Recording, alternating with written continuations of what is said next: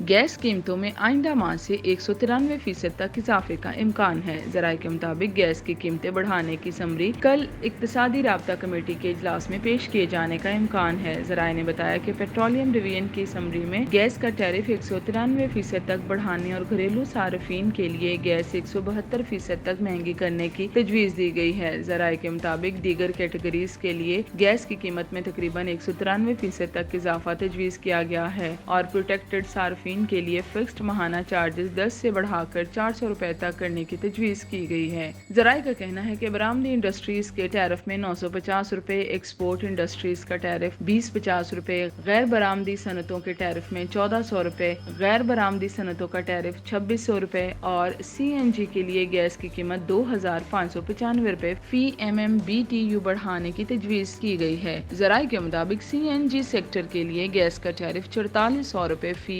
MMBTU जबकि बिजली कारखानों और तंदूरों के लिए गैस कीमत बरकरार रखने की तजवीज़ की गई है। ज़राए का कहना है कि गैस की कीमतों में इजाफे का इत्तलाक 1 अक्टूबर से हो सकता है।